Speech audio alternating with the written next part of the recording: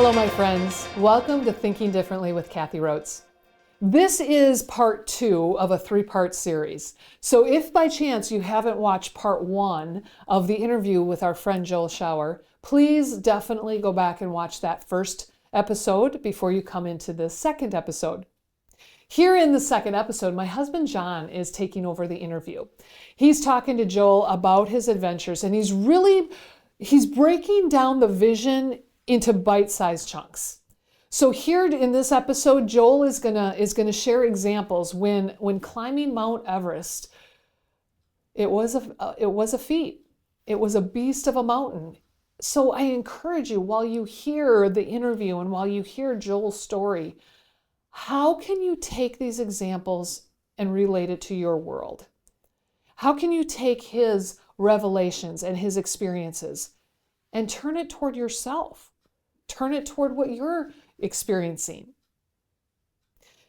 You know, in the interview, Joel also talks about how to navigate the naysayers and how to navigate the challenges. And he says something so beautiful. He says, you know, it's not hell, it's the keys to heaven. It's just a quick thing that he says. So listen for that. Listen for that and take it into context with what he's sharing.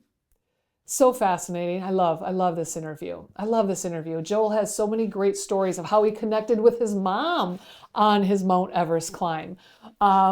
Different messages as a leader, leadership messages. There's so much goodness. Please take your time. Enjoy this episode and please share in the comments, what are you taking away and connecting in your life? Enjoy. We'll see you next time.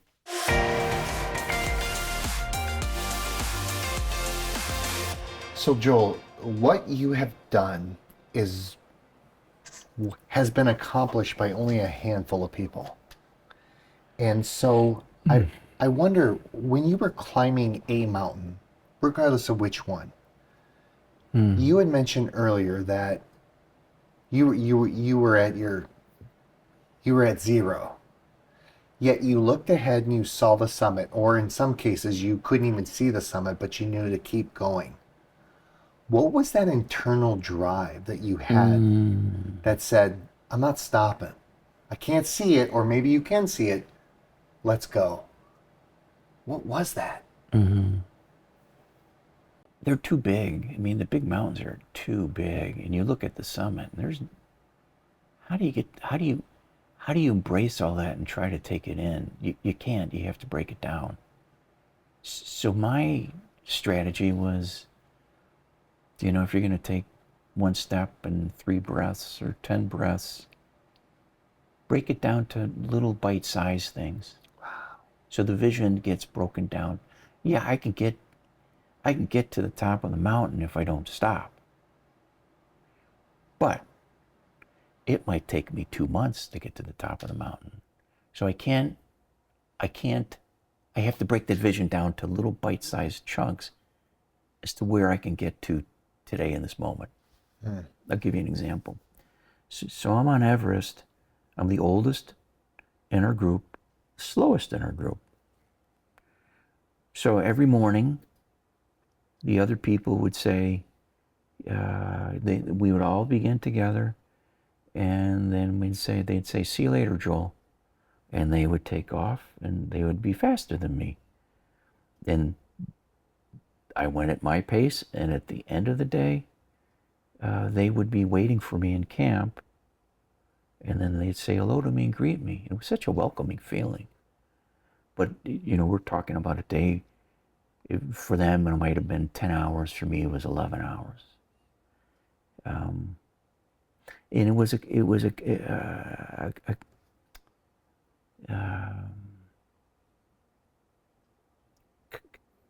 comrades in arms. How do you say that word? Brothers in arms? Camaraderie. That's exactly what it is. We all had kind of the same thinking going on. And these were the people that were meant to be on the hill. The other people, the hill already blew them off. Mm-hmm. So the posers and the pretenders, they're gone. They're gone.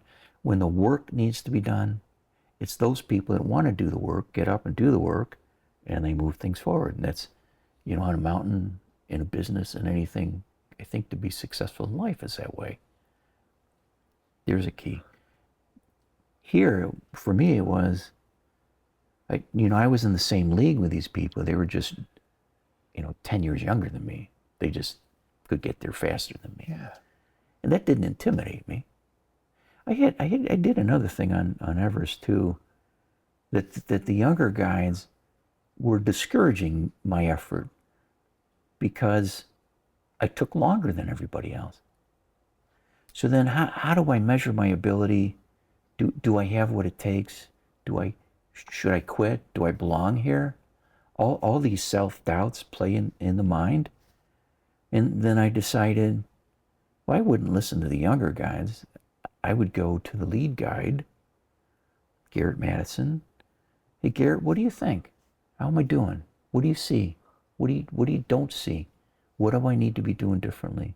What am I doing that's good? So I get my reality check. I wouldn't rest in my own thinking because maybe I'm wrong. I would rest in the lead guide's thinking. So he would say, no, Joel, you're doing great. Don't worry about it. Yeah, but the younger guys say that I suck. No, Joel. You've got focus. You're moving it forward. Don't worry about it. Okay, well, then I'm going to trust that and move forward. So you kind of answered my next question, but I want to kind of go into that just a moment. Sure.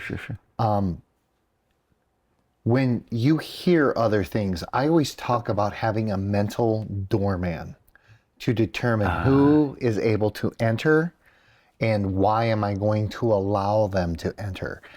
You're hearing this chirping from the younger guys, and you reached out to the head guide and as a barometer, how am I doing? How did you keep that white noise out of your mind though? Because I'm sure it still was playing. Hey, Joel, we'll see you later. We'll see you at the top, or we'll see you at this. Mm-hmm. That could play in your mind. Mm-hmm. To me, that's a superpower. Talk a little bit about that, how you didn't let them get into your mind. Yeah. John Eltridge wrote a great book. Wish I knew the name of the book at this moment. But he talked about that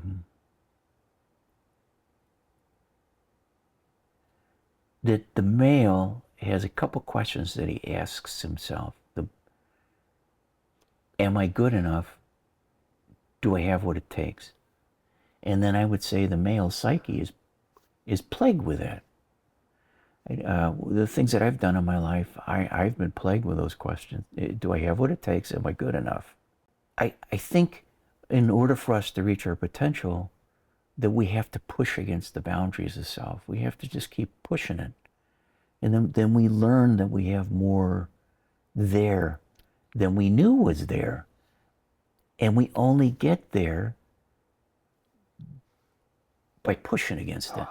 And I think that's true in anything. Like you see people that are incredibly successful in acting and singing and all that. It's like they're an overnight success after 25 years. They've pushed it.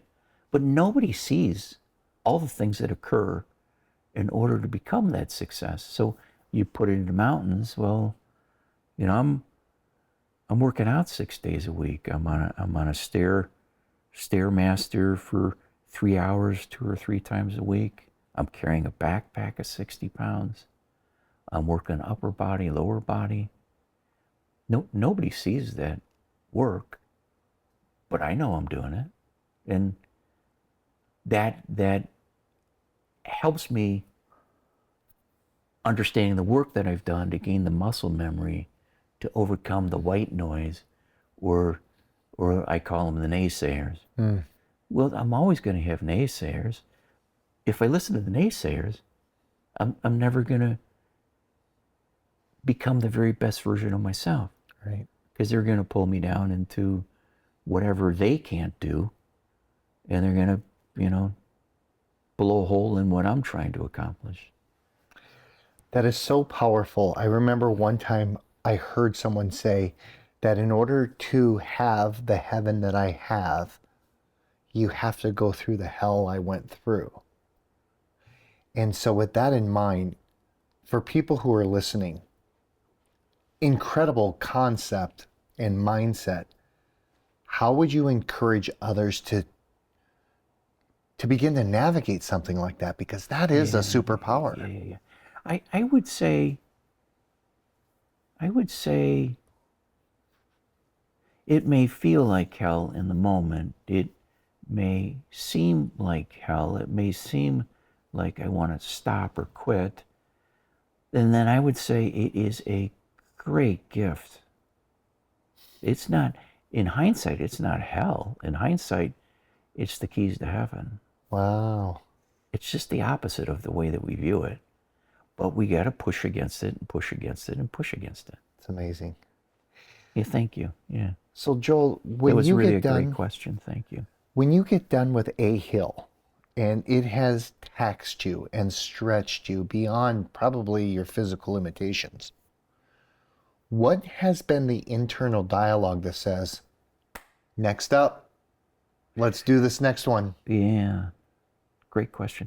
So I wonder with childbirth when, a couple have a child, lady has a child, she says, I don't think it's like right after that child is put into her hand, she says, I want that next child right away. I don't, So good. That was so I good. don't think it's like that.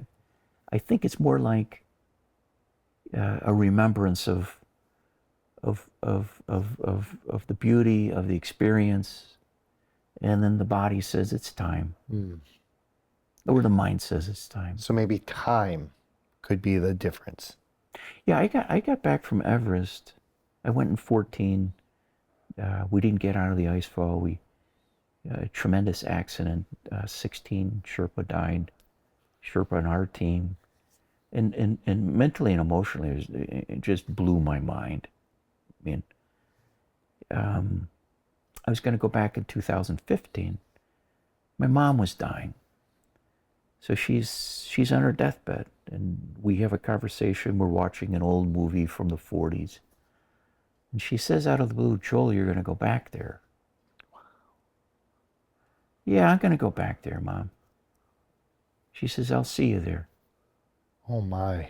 2015, 2016, I go back to Everest. And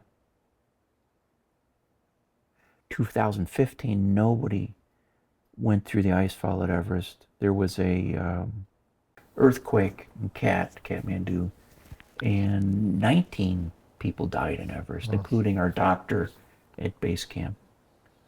It was Palmoria's, 15, 16,000 feet. It was like an 11-story building came off the top of it, straight down ice, and blew across the whole camp.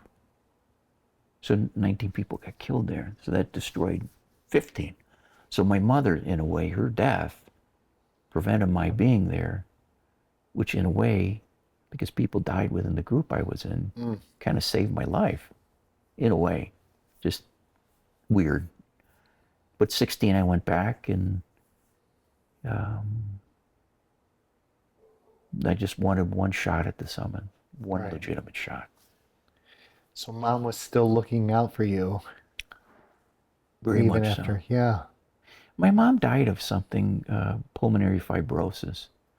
It's as if the lungs become like cardboard. So you take one step, 10 breaths. One step, 10 breaths, and ultimately it destroys your whole body. And that's exactly what I experienced on the summit. Wow. It was exactly what she was experiencing. And it was kind of like, wow, Mom, you're here with me. I get it. I get it now. So just the fact that you referenced that tells me, I mean, you've kind of leaned in to all this, and that's amazing. Okay, so I'm going to go to the North Pole. We're on an island called Svalbard, the northernmost inhabited island in the world. It's ruled by Norway, controlled by Norway and Russia. It's the launching point for the North Pole. I'm in a meeting, and it's a pre-brief meeting as to what we're going to do when we get there, just so everybody's on the same page. They ask, does anybody have any questions? I raise my hand. What's your question? What do we do if we see polar bears? And then everybody started laughing. Okay, now I'm feeling about this big. It's not a joke. Everybody's done laughing. Are there any other questions? Raise my hand. Let me rephrase this. What do we do if we see polar bears? Everybody starts laughing again. I'm thinking, somebody's not getting what I'm saying here. Somebody's not getting. Any more questions? What do we do if we see polar bears?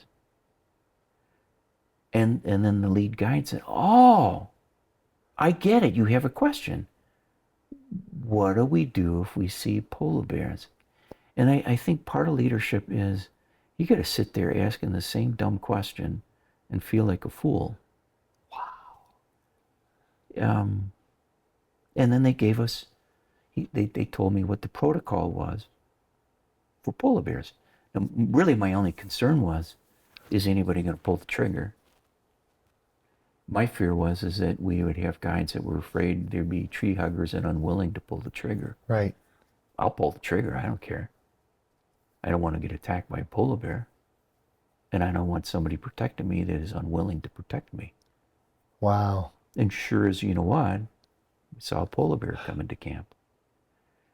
So, what am I afraid of? Polar bears. Yeah. It's a good one. And I think then for the mountains, it's kind of like you got to keep pushing no matter how dumb or stupid you feel, because it doesn't really matter how you feel. It's a matter of what you do and if you're willing to persevere, right? It's the actions that we take in spite of the fact of how small we feel. And then some of the mountains are just incredibly awe-inspiring. They're huge. They're just screaming majesty to us and awesomeness and really how big God is. Yeah. They kind of point towards creation as well. And then we have to just keep moving things forward. And I don't know if that answered your question or not. Well, the way you answered it made me think that a lot of the same thoughts apply to regardless of where you're at. These are the same mindsets that you have. Yes. Okay. Final question for you. If you could wrap your experience in this wonderful success that you've had in the North and the South Pole and the highest peaks, and then apply it to a leadership perspective, if we could put it into one, like put a bow on it, as you were talking to leaders, what would be your message to them as it applies to this experience? First of all, I would say I've had some level of success. That much.